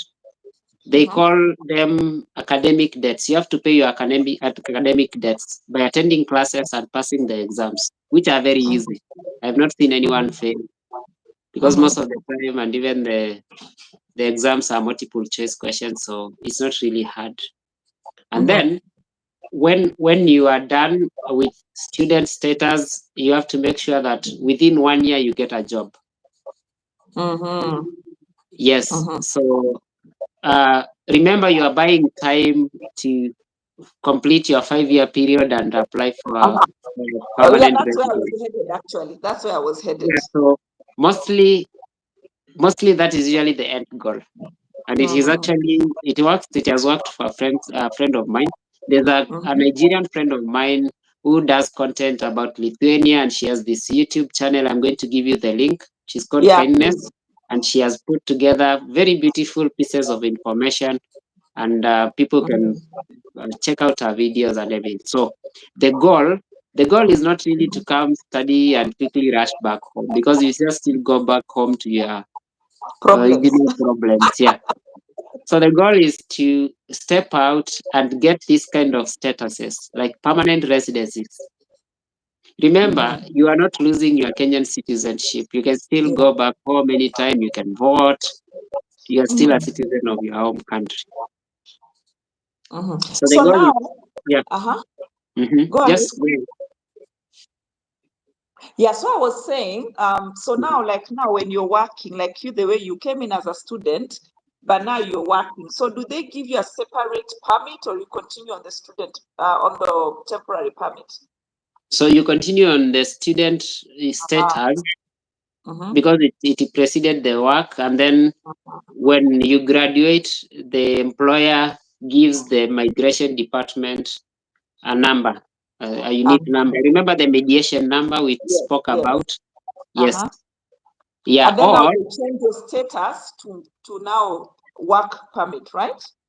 Yes, or what I've seen other people do, if they don't have those formal jobs, they just look for any program, they apply, they get admission, and then now they can be students for another 1 year, another. So you see, like it's like saying, I'm applying to be a student and I'll join next semester. So they just want to maintain the status within the 5 years, but really they are jobs. You don't really have to play hide and seek with the system. Yeah.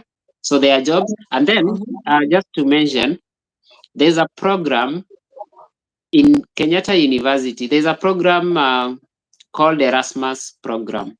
Erasmus program is an exchange program where students from different universities across the world cross land and moved from country to country. So what I found out is my university has a program in Kenyan University, Kenyatta University. They work together for the Erasmus programs. So I have almost 10 Kenyans who came here on Erasmus, which was only 3 months, and they quickly converted their stay. What? So what you do is, if you are in Kenyatta University, even undergraduate, you look for that program, for those coordinators of those programs, and they help you relocate to Lithuania on Erasmus or another country on Erasmus. And remember, you'll get paid for it. It's a huge scholarship where, yeah, it's, I think, a 6-month scholarship. So like I have a few weeks ago, there's a Kenyan lady who came here on Erasmus, and she was able to use the money that was sponsored her to apply now formally while here on Erasmus. So you arrive here on Erasmus. Yes, now you say it's okay, fine. I really like this school, and let me now apply for a different program, so that I won't have to go back home after my Erasmus. And she's still able to work. So she has a job already. She was okay with the minimum wage jobs, so she has two jobs. She has the Erasmus money, and she's waiting to join officially in September. Oh, so did she have to come back to Kenya to process? She will not come back. Oh, she processed from there? Yeah, most of them processed from here and got everything from here and the TRP from here. So they've been here for longer. They came here on a short visit, and then they were able to. There are very many ways to work around it, like to convert your visa. Even if you come as a visitor visa and you get a job while here, there's a way you can apply and convert it. Let me talk about the visitor visa. I can see somebody asked a question. Maybe you can elaborate on that. If you come as a visitor, please elaborate on that. So if you come as a visitor, remember, for visas, you have to respect the status of the visa.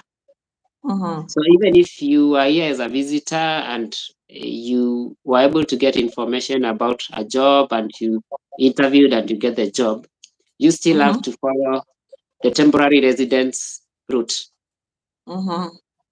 Yeah, so you have to come down on a visitor visa, apply for a job, because yes, and you get the job. Yes, even if you are a visitor, you get the job. You still have to apply on Migris. And remember, Migris will they have their timelines. Yeah, so you have to have those considerations of the timelines. The issue here is usually time, because a visa is, say, like it's timed, whether it's 3 months or 6 months. Yes, and remember, getting a visitor visa here, you can use the Schengen route. You don't have to go to Dubai. Yeah. What I've seen, like for some Kenyans, is they go to the Spanish embassy and they can apply from there. So all we need here is information. I may not have all of it now, but of course we are going to engage and maybe cross-learn from each other. And one most important thing that we did not mention is the culture. It is very important. First of all, there's a lot of diversity when you step out of your home country. So you do not discuss, things like sexual orientation, things like religion, things like politics. Those ones you leave back home. When you step out, you keep a lot of information to yourself. And then now, remember, here people do not talk. So you somehow understand now, even the work environment may not be as bright as it should be, because no one is saying, "Hi guys, good morning, how are you? How are you today?" Or even in the bus, "How are you?" Or you look nice, or no. There's you mind your business. You mind your business, and it can get a lot lonely, because there's no Africanness. In Africa, you can talk and care about each other. You can actually fall down here during snow, or you slide and fall down, and people will just pass you by.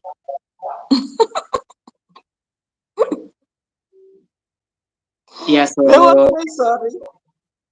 So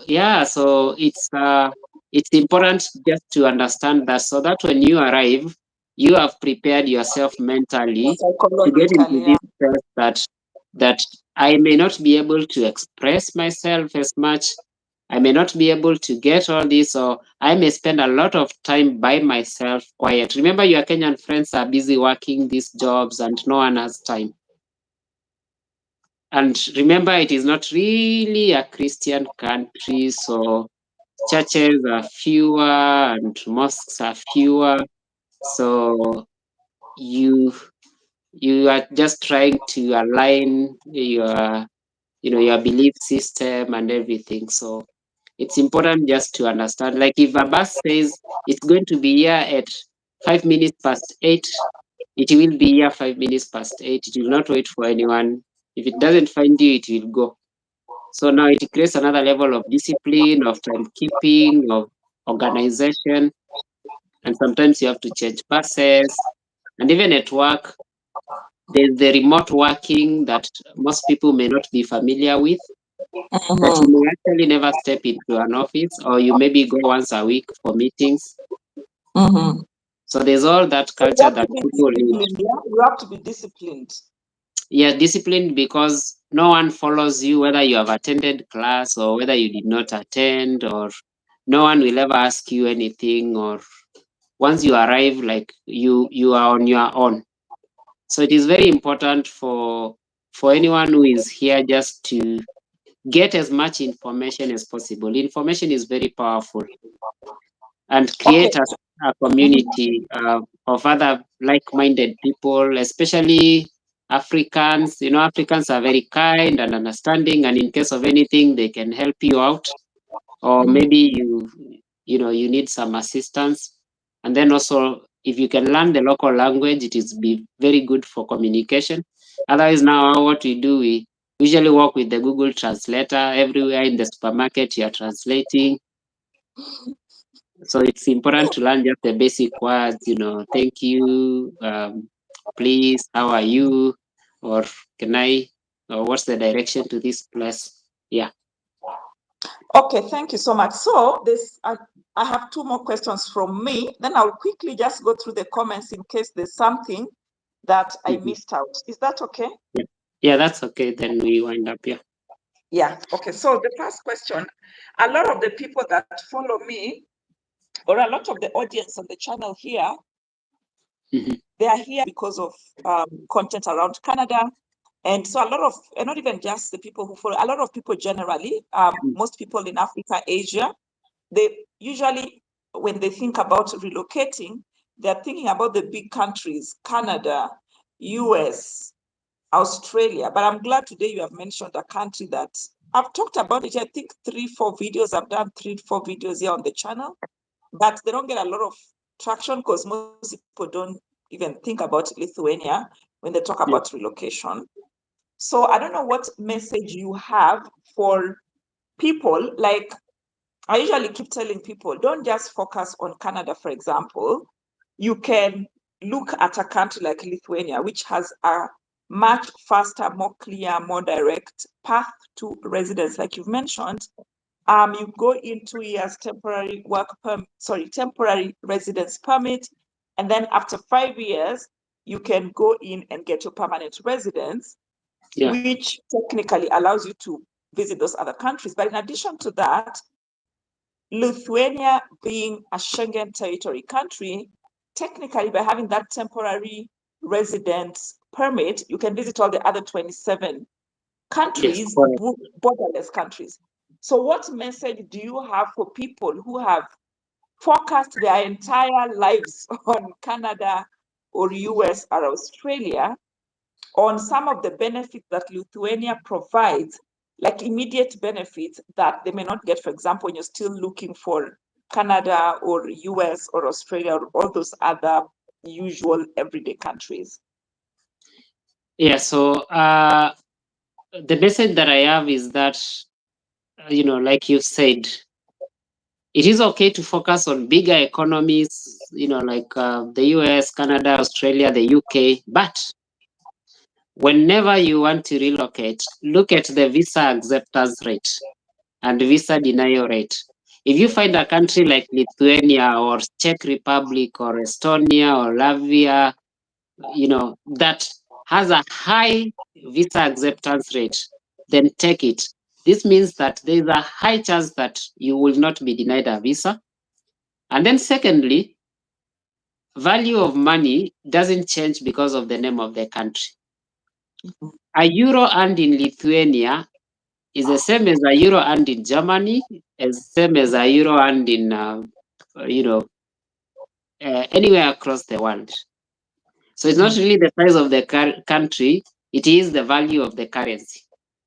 I don't know if I'm making sense.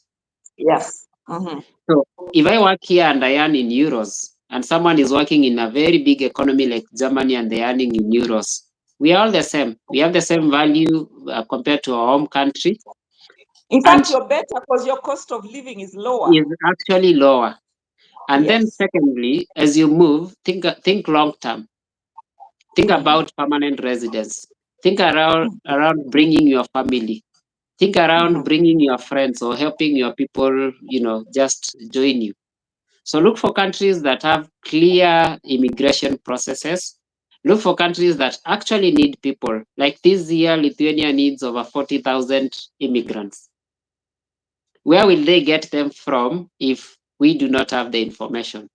Do people actually know that Lithuania needs 40,000 immigrants? Yet we are talking about just like 9-10 Kenyans coming every year. So we will be overtaken by other countries. Nigeria will keep bringing 50, 100, and even more. And then thirdly, you must ask yourself why you are moving out. If you cannot answer that question, then don't move out. So it's very important for someone to ask themselves, why is it majorly if it's about improving your life, then you're good to go. But do not escape anything back home, because most of the time life is a cycle. You just find yourself going back to the same thing that you are escaping. So these small countries, I find them actually more wealthier.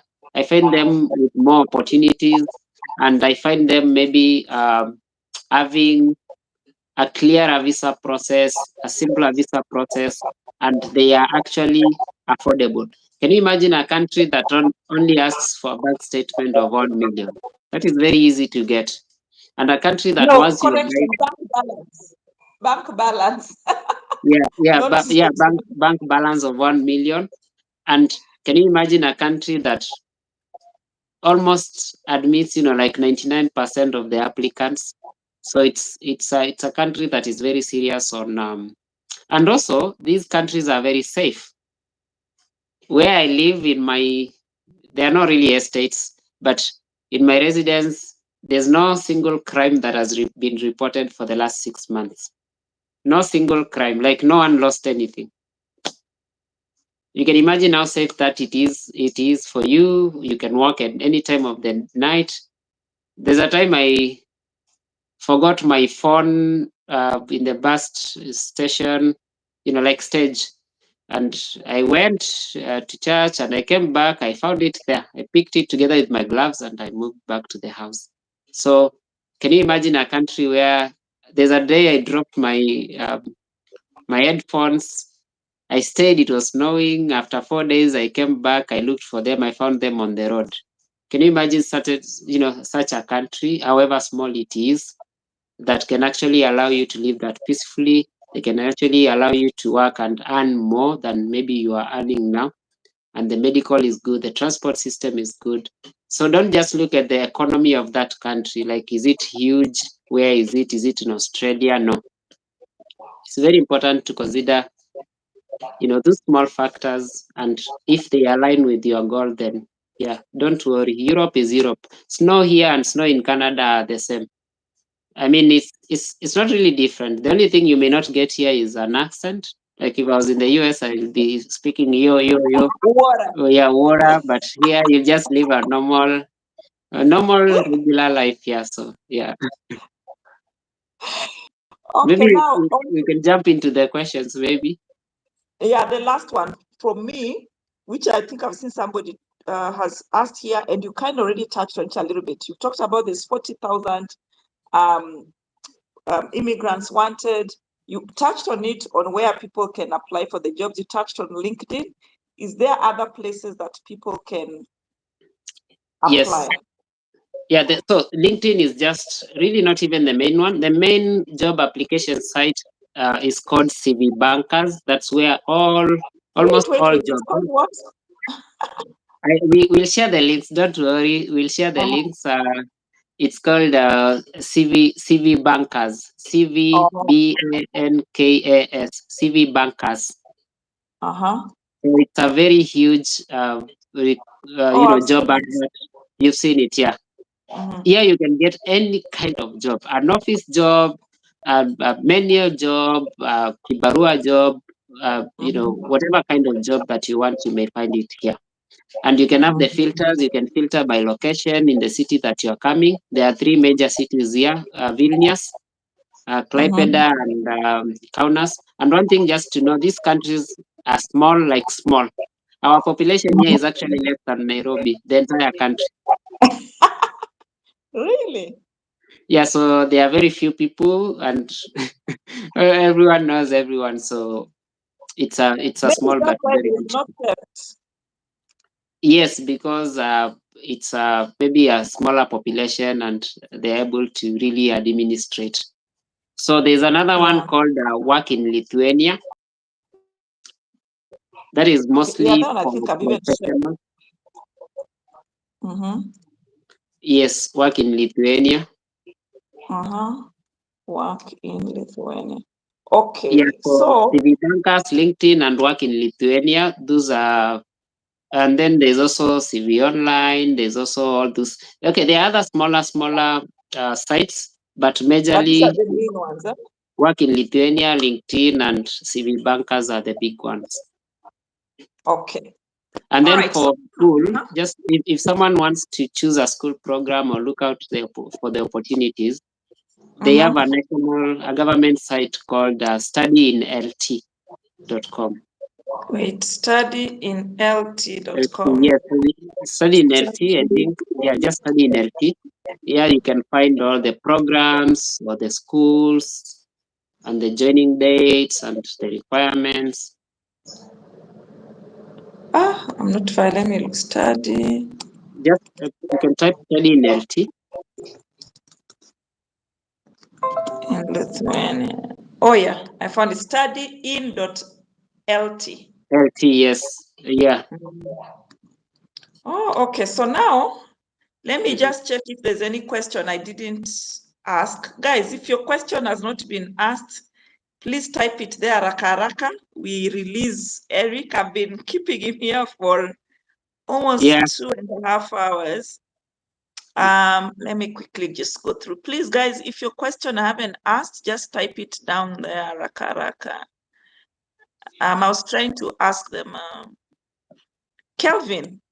So guys, there's somebody who's asking how can I get one job? Guys, please, if you just joined the video late, you can scroll to the beginning of this video, but there's also where we started part 1 for technical issues. We had to log off and restart. So please go and watch part 1 and then come and watch part 2. If you already watched part 1 and joined part 2 halfway, just go back, scroll back and watch from the beginning so that this whole video can make sense. Abraham, your question has been asked. Please ask if you can come on a visitor visa and change. We already answered that. Cakes Corner, how do one apply for jobs? We've answered that. I've shared the links here. Somebody's asking, do companies give visa sponsorship? Yeah, it is very possible. But the reason why I said you need to come here is because sponsoring for a visa for any country is usually very expensive. Like in Lithuania, it costs upward of, I think, 4,000 euro just to bring one person from whatever country they are coming in. Like an employer has to pay the government a certain amount of money to bring an expatriate to come here. So you can imagine the kind of competition there is, assuming you are a bus driver or you are an IT professional. There are other Pakistani who are even willing to get half of what you're earning. There are people from Bangladesh. There are people from, Philippines, all those countries that have all this kind of stuff. So it is very difficult sometimes, I find, unless you are a highly skilled, professional. For a company to really go all that distance, you are in Kenya or in Uganda, and really pay all that money just to bring you, pay your flight, pay your accommodation, pay your health insurance, resettle you here with your family, just for you to come and earn, you know, a few euros. So they would like you to make the effort of arriving here by yourself, and then maybe or sponsoring part of your travel so that they don't incur those costs. So then if I yeah, so yes, you can get it. And the channel that we spoke about for the friend of mine from Nigeria, recently she did a video about all those kind of movements for skilled and unskilled, and Eve will also be able to link it up there. It's the lady is called Kindness Anyagbo. She works here. She's a yeah. So she is a permanent resident. She's been here for 9 years, and she works as a team manager for a very huge company here called Majorel. They do the booking.com website. Oh, so maybe you can also link me up with her. I've already find her website. Maybe you can bring her here to talk to people a little bit more as well. Yeah, so you can check out her channel on YouTube. She's called Kindness Anyogbo. Then you can link or rather you can share the link so that they go and check out. Yeah, so she came here as a young girl. She's been here for 9 years. She has studied undergraduate, finished, studied a master's, finished, gotten a permanent residence, gotten married, and she's risen in the career ladder, within Lithuania. And her channel is quite rich with content about Lithuania. So you can check out. Yeah, I've shared that. Somebody is asking, go ahead. Yeah, so just go ahead. It's the question that I didn't, but you can ask. Okay, I have a question. I want to come as a truck driver. Is it possible to come and start driving from there? I think we answered this question, yeah? Yes, but and you can check. There's actually an interview I was watching just before we came on live. For a Ghanaian driver was being interviewed by this media or rather TV station. It's called LRT. I think it's an English Lithuanian TV channel, and he was speaking about how he came here as a bus driver, and I think it's similar to the truck driver. So maybe they can also check out this kind of information on. It's called what? LRT.lt. LRT. Okay, but now I need to find that video. No, it's not a video. It is just an interview. Oh, I found it. You know the reason why you see me insisting to find these things as soon as you talk about them? Because the moment you log off, my inbox will be like this. So I better find all the information. Yeah, so guys, you can check there. They can check out the one who wants to come here as a truck driver. Can check out Kindness. Also, I think 2 weeks ago did a video about the kind of those skills and how they can come here. Machine operators. Lithuania this year has a huge target of over 40,000 immigrants. They want to bring those truck drivers. They want to bring machine operators. They want to bring factory or warehouse, operators and doctors and nurses, all those highly skilled jobs. You can check out a video and the kind of information she shared. Mine, I think, majorly is school, because school was one of the easiest processes and not really costly. Instead of gambling with visitors or I need to visit someone and everything, a school offers you a direct path. It's only that it appears costly in the beginning, but if you can get a job and recoup the money that you've used, then it's usually a net effect, and it's doable, and you still work as you study, so you kill 2 birds with 1 stone. And it's not the kind of work that you have to get tired. It's a beautiful job that you can put in your CV, in your profile, and actually enjoy doing it. So Eric, you'll be surprised. My audience are very rich. These people are paying agents $7,000 for hot air. Literally, they are being conned day and night. So this is very little money for them. And I think it's a better pathway for them to pursue. And what I'm saying is, for agents, it's okay sometimes, but I was conned. Yeah. And my brother was conned as well. We wanted to go to Canada, and we asked to pay this kind of money, and we never went to Canada. Yeah, So so you're what I much better decided, in this route, which you're sure. yeah, what I decided is I need to gather information by myself, and that's why you need a notebook and a pen. You gather as much information as possible. You ask all the questions that you need to ask. And most importantly, you plan for your travel. Nobody just wakes up and gets these opportunities. And I think that explains where most of us, sometimes when we leave, we are very mean with information because we have really been through fire. I mean, it's a baptism by itself. It's a long process that make, like anyone who wants to move out of Kenya has to put together information and important dates and financial information and timelines and resources where they can get that information. Talk to people. Do not be afraid to talk to anyone. Reach out to people on Facebook. If you see someone posting a photo and they are in Germany, reach out to them. Hi, I can see you're in Germany. How did you get there? Or can we chat? Okay, what's your WhatsApp number? Can we talk? How did you end up there? Do not be afraid to ask for connections on LinkedIn. Do not be afraid to ask for connections on social media, on watching important channels like Evas. Just subscribe. Every time they post a new video, you'll be able to gain a lot of information, and then you can now make decision based on that kind of information. Wow. So I'll make this the last question, guys. Guys, if you have any more questions, if I haven't answered, because I don't want to keep Eric here for too long. Otherwise, next time he won't come. Last question I'm going to ask, and then if anybody else has other questions, please, at the end of the live, you can still ask your questions.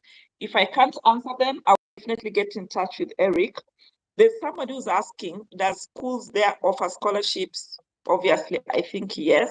But Yeah, when they you can do. answer this question in totality, where can people find these universities to apply so that they can go and research on their own if there are scholarships, how to apply and all that?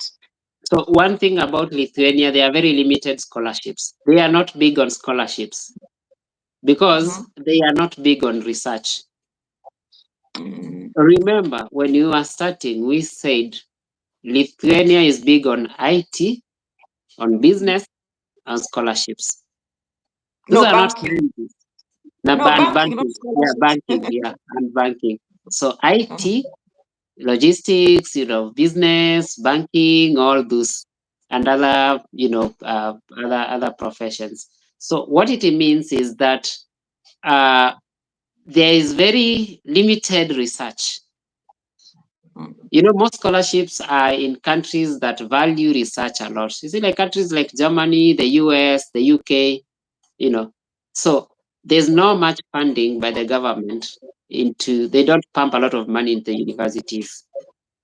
So they are very limited. Okay, you can get, but after you come, like a Kenyan friend of mine got a 1,000 euro scholarship. It's quite little, but it's still something. And that's why we need to put our financials together in the absence of these scholarships. Because you cannot say, I'm not leaving the country because I cannot get a scholarship. And let not your grades limit you. I did not get A's or B plus. I mean, I had a B minus, and I tried those scholarships, and sometimes they would say we need someone who was top of their class, or we need someone who is below 30 years or 35 years, So do not let scholarships limit your move. Always ensure that you have plan A, B, C, D, E, F. If you apply for a scholarship and you're not getting it, or you try for moving to this country and you're not able to move quickly to plan B. Move to Lithuania, move to Estonia, move to Greece, move to Netherlands. Just keep switching your options because of the information that you are able to get. Scholarships are important, I understand, but they are just for scholars. Here we are trying to make money. I love school, I love education, I'm a career person, but I'm telling you, without the money, my friend, it does not make sense. So when you have that thought that I need a scholarship for me to step out, then you may wait for longer because they are very competitive and they are step-by-step processes and there will always be someone better than you. So should you try and not get, move quickly to plan B and plan C and plan D. Move quickly to self-sponsorship. If you cannot sponsor yourself, move quickly to plan C. Get married and move out. Or move quickly to plan E and F and G and visitors visa converting once you arrive, a spousal visa and all those stuff. Don't get stuck to one path. In closing, I missed out the name of your university. So in Lithuania, there are like 5 major universities. Mine is called Mykolas Romeris University. M or N? N for Nokia. No, M for Mary. Oh, Mykolas. Mykolas Romeris. Oh, I found it. Yeah. Because Yeah, I know so it's a big military university. The other bigger universities like Vilnius University, and like I've said, Lithuania is a very small country with a very small population. The entire country's population is less than Nairobi. and I mean, Nairobi in has terms of 3 million. population. Yes, so it has a lesser population than Nairobi, but it is immensely developed. It is so developed that things here work in precision. You land here and it's just, like heaven.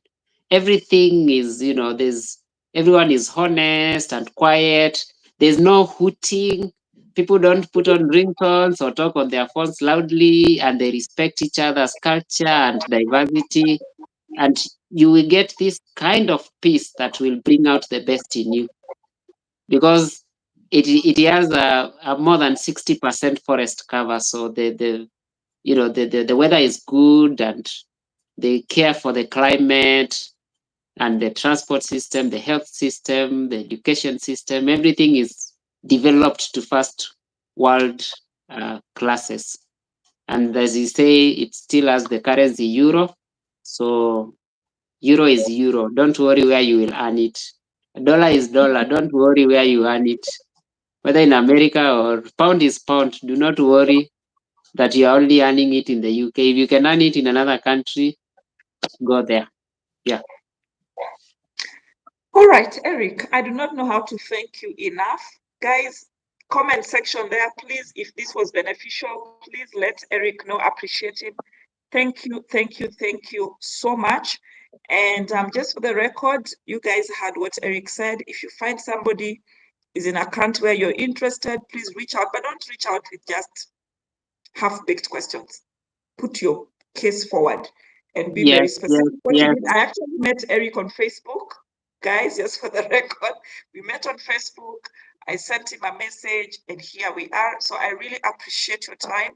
I know this has been long, but trust me, you do not know how helpful this is because we do not have a lot of content around Lithuania, and people learn best from people that look like them. So when we have shared in your journey, personally, I have learned so much. I am grateful. I'm sure the audience is grateful. And thank you so much for your time. If I am ever in Lithuania, I am definitely going to look out for you. We'll have to do a video on the ground. And thank you for being an ambassador for Kenya. And we look forward to having a lot more people in the country.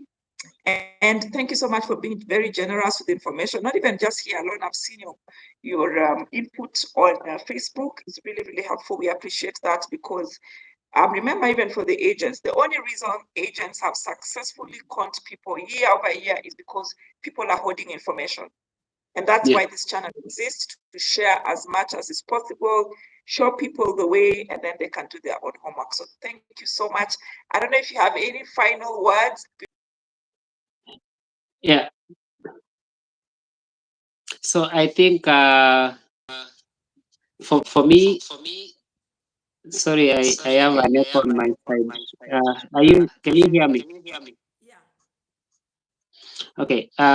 For me, it was very important to have this conversation because I wanted to encourage someone out there. There's someone out there who feels that their dream has been delayed and they have not left the country by now as they had earlier planned. They took a passport. It took very long to even get the first stamp. So it is very important for them to be very patient, but also smart. By smart, I mean strategize. Like for me, what worked best for me was putting together the information, organizing it, and then now executing the plan. So everyone must come up with a plan on how this is going to work and strictly follow that plan. Have that discipline around your finances, around your timelines, and even like Eva says, when you're reaching out for information, do not just text someone hi. Introduce yourself, tell someone what is interesting to you and what kind of support you need. You can even tell someone, hi, I've been trying to move to Germany and successfully. I can see you are in Germany. I did this process and this process. I'm at this stage and I am stuck say, like with a bank statement issue. Or I was denied this visa because of this and I'm reaching out to find out everything. Don't just say, hi, Sasa, how are you? No, we are very busy here up and down. So just go straight to the point. Say, hi, Eric, I am doing this application and I am unable to raise the 1 million maybe for bank statement. Do you have any ideas how I can do it? Or ABCD. So thank you very much. I wish everyone the best. Always reach out if you have any question or you need any information. Not only for Lithuania, we have friends all over the world. Literally, I think I have friends in major countries. So if you need any information, reach out and I'll be able to link you up with you. Use online resources, YouTube channels. Don't pay anything yet. Don't pay anyone. Information is free. All you need is internet. Yes. And I wish everyone the best. And God really be with everyone and can plan this long journey. Thank you so much, Eric. God bless you so much for being generous with the information. May God keep you. May God find more ways for you. May His favor be upon you. And for everyone who tuned in here, thank you so much for keeping it here. And I appreciate you. Goodbye. Thank you so much. It was a All right. pleasure. I will see Thank you in the you. next one. Bye. Bye, Eric. Thank Bye. you so much. Okay.